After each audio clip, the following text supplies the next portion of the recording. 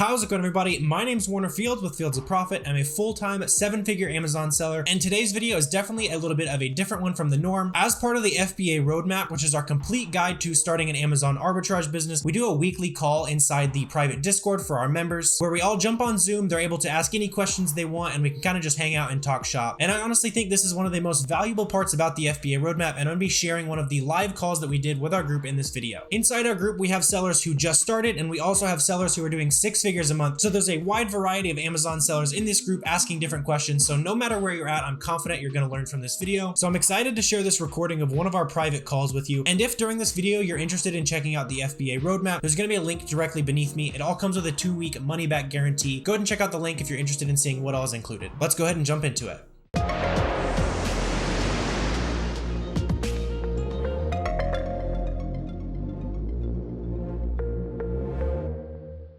For those of you who haven't been on a call before, go ahead and throw your camera on if you're comfortable with it. Put your questions in the chat, unmute yourself, whatever you guys are comfortable with to ask your questions. We'll just be hanging out here for a little bit. Got the familiar faces up here. How we doing, guys? Doing good, bro. How are you? Not too bad. Not too bad. It's nice here. The downside of Wisconsin is December when you're dying, but the upside is June when it's 73. Yeah, so well, it's pretty hot here in Florida. I don't know what the exact temperature is, but it's just hot. I've been seeing that from like all over the country. It seems. Jordan, how are things going for your business? It's going pretty well, actually. Like at the beginning of the month, it was crazy. Like I hit like a few like personal highs, like within, each passing day. If I would have just gone off like the first, 4 or 5 days in the month, I would have been like on track for like 50 plus K. Like I think I hit like 2,000 one day, then like 2,400 the next day. And it kept going up and up. But since I was on vacation all last week, I didn't source it all. And plus I didn't reprice anything or like adjust. So like my listings weren't competitive. So I had like some really low days too to average this out. So just got to get back in the swing of things, which started, the day I got back. Yeah, for sure. Glad you got a break. It looked pretty relaxing out there. It was sweet. I took my computer to source and do stuff like that, but I just ended up not doing it. Yep. I've done that before. It's like, all right, I'm going to spend like an hour a day or something like that. It's like, no, I'm on vacation. Screw that. Yeah, Let's take a break. Very nice. Well, you pretty much like pickle your brain in alcohol on vacation. So there wasn't like a whole lot of like, solid thinking skills and whatnot. So I didn't want to have to analyze data and all that. Yep. What's the point of going to the beach if you're not? I had good intentions too, but I just, I didn't. Absolutely. Are we going to do any 808 training for Q4? Yeah. I mean, we did last year. We'll probably do something similar, and, we'll do some stuff for you guys in the roadmap, especially for 808 Q4s. It's fun if you have a decent amount of money to play with. If you don't have decent funds, don't worry about 808. It's high risk, a little bit more fun, high reward though. Also, yeah. What's your question, Matthew? Yeah. And it's good to see the bald bearded guys representing here, but that's funny. Yeah, so I'm making some chicken, so I may jump or move around while I'm talking to you. So I've got the first 200 books sent off. We've sold our first 5 books, so first $100 week. I know that's nothing for most of y'all, but something's getting started there. With I was looking at adding Be Cool Repricer, and I watched your repricing video. I'm trying to figure out with books, like, should I go ahead and jump up to the AI settings or just use your, I can't remember what you labeled your repricing settings, but you had a repricer option. Kind of, you went through exactly how to set your settings up, and it seemed like that was what you would use for books. Would you agree with that, or would AI add a lot of benefit?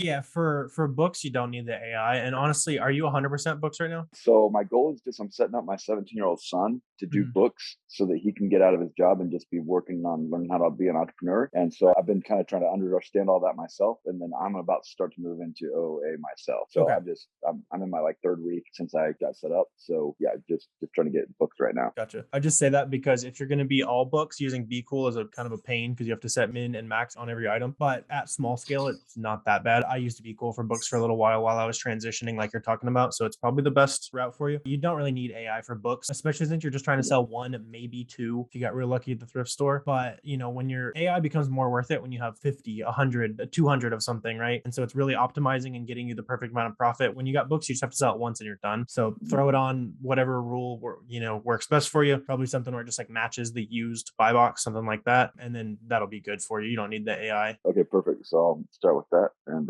thanks for all the help, man. It's been really great to learn this way. So for sure. Glad to have you in here. Are you going to update the wholesale section? Yeah, for sure. I'm working on getting some distributor wholesale accounts. Like on Friday, I was chasing some down. We will be calling some distributors this week. So as I learn more, the roadmap will be what I learn basically. So we'll be adding some more stuff in there, especially for the distributor route, because I've actually never done the distributor route. I placed my first distributor order on Friday. So excited for that moving forward. What was the minimum on that order, like that you had to hit, whether you did it or not? It was $500 minimum. It was like one of those sites where it's like a website based distributor. And it was like, I don't know about this. I'm just going to drop 500, see what happens. Like they let me check out with PayPal. So it's like one of those distributors, like in quotation marks, but it was profitable. So I was messing around with it. And then we're chasing down some actual like bigger wholesale companies, stuff like that. But I hate making phone calls. So my girlfriend is working for me this summer. She's my buyer and she's also making some wholesale cold calls for me. So There you go. Yep. Anything besides changing your email address and name to buy from a site, keep sites from canceling. Yeah, there's a module in there for that. Something that has helped me a lot is incognito windows and PayPal checkouts. PayPal checkouts especially are really big because they're only checking I believe the way it works is they only check your PayPal email address. Whereas if you use your billing address or you use a card, they're going to see your shipping address, your billing address, all that kind of stuff. And so their systems are way more likely to flag you if, because a lot of times we're shipping to prep centers, stuff like that. That's going to be leading to a lot of cancels. So when possible, use PayPal. Incognito windows help a lot. VPNs, if you have that, there's a lot of ways you can get real fancy with it. At the end of the day, some sites are just going to catch on to you and you're just SOL. So find the sites we're able to buy a lot from, and especially if you're able to find good replens from those sites. The challenge is finding the sites that not everyone's buying from, where you can also buy a lot. So, that's half the game there. Hey, Warner, are you using credit cards for your PayPal with the credit card extra fee and stuff like that? Yeah, there shouldn't be a fee on that if you just use your credit card through PayPal. Okay, yeah, maybe I have different merchants that I'm thinking that they will charge. I get charged the PayPal fee or whatever, the credit card fee, but I think I get it, I think. Sorry. Yeah, I think at least, unless I've paid a bunch of fees that I don't know about, as a buyer, you don't pay the fees if you're using your credit card. Perfect. Okay. It's just like one extra layer of security, basically. Okay, perfect. Thank you so much. Yeah, I've got a few listings that sell well, but they have like outdated pictures. Like let's say like a foot cream that changed everything's still the same, but the branding on the bottle or whatever looks different, and the photos haven't been updated. Is that something that we can update, or is that something to even worry about? Yeah, it has to be outside. I've tried to do this a couple times because I've been messed up by that. Someone changes a shoe to the wrong color, that kind of thing. You can only change the listing, and I guess unless you get a certain Amazon rep, whatever. I'm sure there's always a way where you can trick Amazon into letting you do it. But what I was told is unless the listing is not on a brand registry, you can't touch it unless you own the brand registry. So the thing I was trying to edit was like a Nike shoe that was selling pretty fast. And I guess Nike owned the brand registry. Nike doesn't really care about Amazon, so I'm not really sure who actually owned the brand registry, but I obviously don't. So they didn't let me touch it. If that listing is not claimed by a brand registry, you should probably edit it. Just go into like the edit listing, add a picture in there, contact support about it if it doesn't work. But they're real picky with editing listings that you don't own the brand registry on usually. Okay. Maybe I'll just contact support. Yes. See what they can do. And it never been a problem until like a couple of days ago, I got an email from Amazon about like the voice of the customer, where they had returned it because it wasn't the same thing. But if you look on the actual brand's website, it says, it's our old logo and this is what it looks like now for the packaging. So that's just kind of what spurred the thought on it. Are you getting a lot of returns like that? Not a lot, but like on this particular one, it was a face cream that had changed, the bottle and the way it looked. It's still the same, but yeah, a lot of it would say like wrong item sent or something like that. Interesting. Usually, unless it was a really significant rebrand, I don't usually see that increased return rates when I'm buying stuff I know 100% is the same product. Yeah, I never I wasn't sweating it until just Amazon was like, hey, you need to make sure you're sending us the right product, yada, yada. I was like, I am, but they didn't want to reply.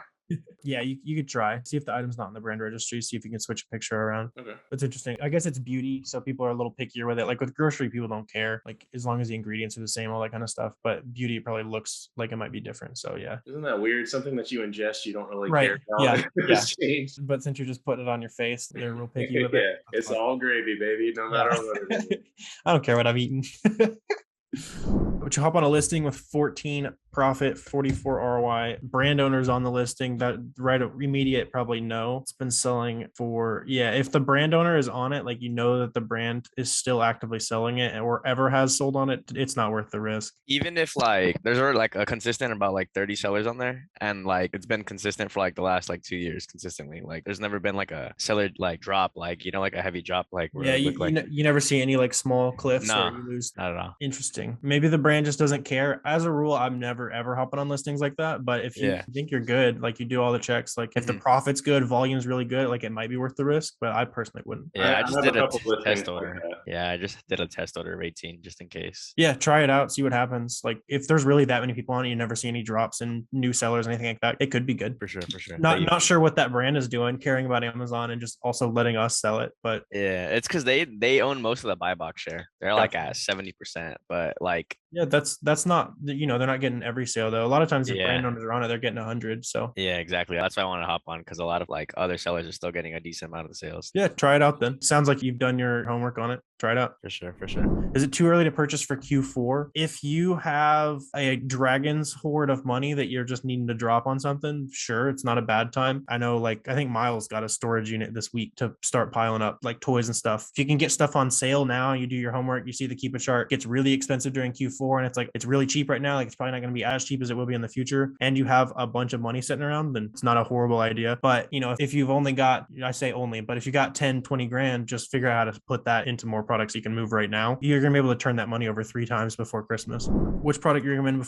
for back to school? Thinking shoes and backpacks. Yeah, those are the two that I'm going to be buying heaviest on for back to school. I'm sure there's going to be a ton of opportunity in like school supplies, that kind of stuff. I've seen a couple like Crayola ASINs where the price goes crazy in September, August area. So check that out. I mean, just think about like same thing you're doing when it comes to Christmas time. Like what are people buying a lot of when they go back to school? Clothes, shoes, school supplies, backpack, that kind of stuff. Figure out any other opportunities in there. Textbooks, obviously, that's more difficult to scale though.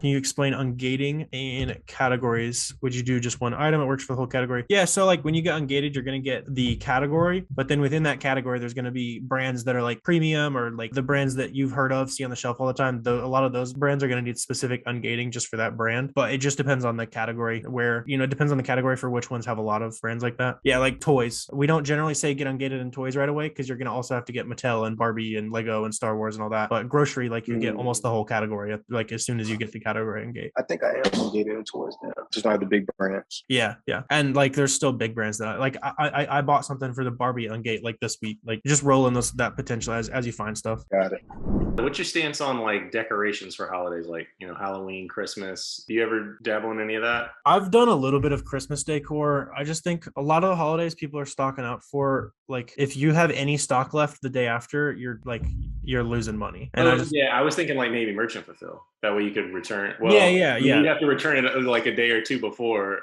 That way they probably won't take your return the day after. I think they'd have to. But yeah, I've done a little bit of merchant fulfill. I dabbled in the like Christmas inflatables that were getting pretty expensive last year. I think like seasonals is more of an RA game. Just personally, I'm not going to mess with it a lot. I know there's a ton of very high profit potential there, but I'd rather just grow at a slower rate than try to chase a bunch of spikes, right? Yeah, it makes sense. But there's obviously a ton of potential there. Wonder how much are you spending now per week? We've been shooting for 3K a day. We've been able to beat that. I would like to be higher than that. We just built because my girlfriend started to do buying for me. So we've got a really nice spreadsheet, like tracking all the spend, like stuff we should have been doing the whole time. So far in June, we've spent exactly 36.5. So almost exactly 3K a day so far this month. Nice. But it's just you and her that are spending or, you know, actually swiping the card. Yeah, I don't swipe the card anymore. I get the vetted list from my manager and I put the quantities that I want to buy on that spreadsheet, and then she swipes the card and sends it to the prep center. Nice. Just curious though, whenever you were doing it by yourself or if she's doing it by herself, how long does that take? Like, you know, once you've got all the leads you want to do, like from start to finish, how long is it just to? It can be annoying. That's why I needed to outsource it. Like I was spending like 2 hours a day just spending money. Well, I would have thought it'd been more than that. Yeah, it gets annoying. It also just depends on the site. Like some days you'll just buy like 20 pairs of shoes from Nike.com and you're done. And then other days you're buying 1,000 units of $5 products from Walmart. Yeah. You know, it's just going to depend on. But they only allow you to do 12 at a time. Yeah. Yeah. We bought like 240 of something from Walmart. So it was like 20 orders, just the exact same order, but Walmart doesn't cancel. So you just run it up. Yeah. You learn how to get fast at checking out over and over again, which is a weird skill to have. Yeah, the only thing I hate is when you forget to click that rack it in button. Yeah, all the time. Missing the coupon is worse though. Every now and then I'll forget to even type the coupon. You can, I don't know if you know, or if you use the Honey extension, but you can stack the 2 cash backs as long as you click Honey first and then click rack it in second. The Honey one will stay active, and yeah, you can get both of them. It may work with other ones, but really the only ones I use are Honey and rack it in. Yeah, that's funny. You can't do rack it in first and then click Honey because as soon as you click something else, rack it in, freaks out. Yeah, rack it in's picky. picky. Rakuten's real picky. But yeah, if you do honey first, then you can do the Rakuten on top of that. Interesting. Honey's cashback is usually really bad, but it's weak. It's weak. But I mean, if you can double up, why not? money. Yeah. But I'm gonna go ahead and wrap it up here for us. Good call. Y'all need to go and scroll through the chat, or like on the replay, look through the chat again. There's some stuff that I'll be referencing. Some of these guys like from the botting world, some sauce. So glad to have all of you guys in the community. Happy to be learning from you guys as well. But let's go out there and make some money this week, fellas. As usual, keep networking in the Discord. Glad to hang out with you guys. Thanks, Warren. Peace out. So I hope you guys got a ton of value out of this video and learned a lot from it. If you did, I'm confident in the value of the FBA roadmap for you, and I would love to see you on our next Sunday night Zoom call. With the FBA roadmap, you get over 10 hours of video content, negotiated rates with a prep center. You're going to get the private Discord community, weekly Zoom calls, software discounts. A ton of stuff is all packaged in there. It's basically everything I wish I had when I was starting my online arbitrage business. So definitely go ahead and check that out if you're interested in getting your business on the fast track. But if you want to see more videos just like this one, feel free to like, subscribe, all that kind of stuff will help me out with the algorithm. But I really appreciate you guys watching this video, and I will see you next time.